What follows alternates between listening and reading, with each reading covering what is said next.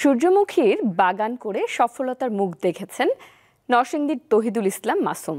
তার বাগানের মনোরম দৃশ্যে মুগ্ধ পর্যটকরা। সূর্যমুখীর বাগান দেখতে দূর দূরান্ত থেকে আসছেন অনেকেই। দিগন্ত বিস্তৃত মাঠ জুড়ে হাজার হাজার সূর্যমুখী ফুল, হলুদের আভায় চারদিকে ছড়িয়ে আছে অপার মুগ্ধতা। বাতাসে দোল খেয়ে যেন আমন্ত্রণ জানাচ্ছে এর সৌন্দর্য উপভোগ করতে।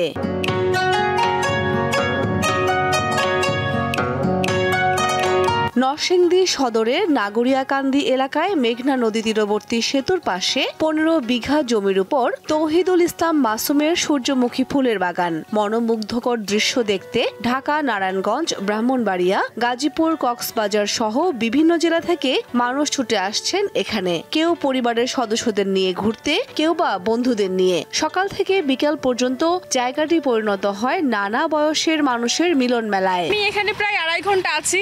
আমার খুব ভালো লাগতেছে। ভালো এই জায়গাটা, সবাই আসুক, এই জায়গায় ঘুরে যাক, নতুন একটা জায়গা যেহেতু। নাম হচ্ছে আবরার।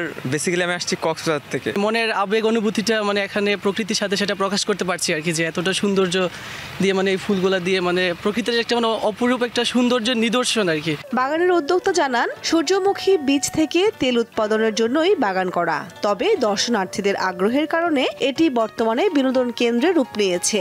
বাগানের প্রবেশ মূল্য 50 টাকা। আমি এবার এই নিয়ে চতুর্থবারের মতো করতেছি। আলহামদুলিল্লাহ ধীরে ধীরে এটা বাড়তেছে, দর্শনার্থী বাড়তেছে।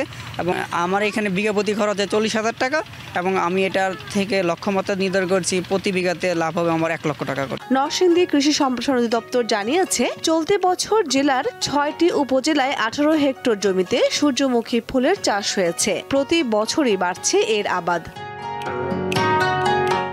দীপ্ত বার্তা কক্ষ।